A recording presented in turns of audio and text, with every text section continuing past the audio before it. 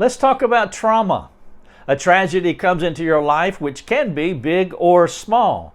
Maybe you are a mom and your child has done something disruptive in your home and it's a chaotic moment. How do you respond to that? Perhaps the trauma is more significant.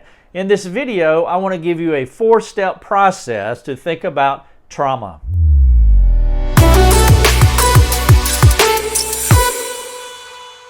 Hello everyone, Rick Thomas here. We're helping people live effective lives. I just recently did an interview with Joyce Saddi. She is a Lebanese Christian who's living in the UK right now as her husband is working on his PhD program.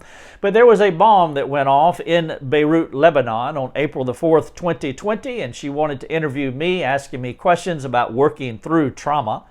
During that interview, I shared a few things with her, but one of the things that I shared is a 4-step sequence to think about and to react when tragedy or difficulty or challenges come into your life.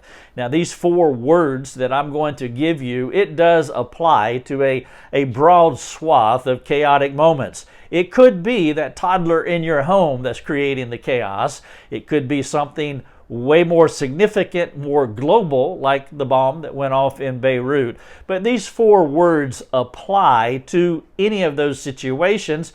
I trust that you will not only memorize them, but you will think about them and begin to make practical application into your life. Here are the 4 words in a sequential order. Number 1, the first thing that you want to do as soon as you can is the word quiet.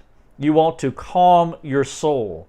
Now, I realize when chaos happens, a traumatic moment happens, that you just can't do that immediately. For example, the mom that has the disruptive child, you do have to take care of that and clean up the mess and get everyone settled and the other things that are involved. But as soon as you can, you want to get to a place to where you can just quieten your soul down. James says that we should be quick to listen and slow to speak. Well, in order to be slow to speak and quick to listen, you really need to have clarity in your mind. And so the first word is quiet. Get into that place as soon as you can where you can just settle your soul down so you can process what is happening so you don't act impulsively or in a way that you may regret. The second word is pray. Now, I think that would make sense to most of us. As your soul is being quieted, as you're settling down, you want to start talking to God. Rather than talking horizontally in that direction towards someone else and saying the thing that you do that you might regret, you want to spend time talking to God. You're gaining mental clarity as the dust is settling on the situation.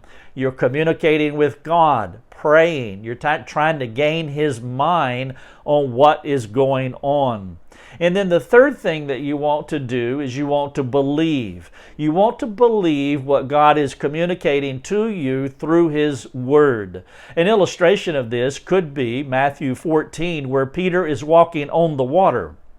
I've tried to imagine that moment many times. And so here you are in a traumatic situation, a dark and stormy night on the sea, and you really want to calm yourself as much as you can. And so as Peter is calming his soul, the next thing he does is he asks Christ, and I'm saying pray as the second word. He asks Christ, "Is that you?" And then the third word is believe. Well, Peter did believe that Christ was communicating to him, and that is essential that you are acting in faith. And of course, that is the fourth word, act. As you believe what God is communicating to you through His Word, then you want to step out and engage others in that traumatic event. Maybe it is your child that is doing something disruptive in the home. Maybe it is something more cataclysmic, like a bomb going off in Beirut, Lebanon. But either way, you are acting, but you are acting out of faith based on what you believe because you have spent time talking to God and trying to discern His mind on the situation because you have quieted your soul. And so those are the 4 words as you step into a chaotic, traumatic moment. Number 1, you want to quieten your soul. Number 2, you want to pray. Talk to God. Number 3, you want to believe as you engage God in His Word. And then number 4, you want to act. You want to step out in faith, doing the things that you believe God would have you to do in that moment. If you would like to talk about this video, we have a free community forum on our website. You can come to rickthomas.net.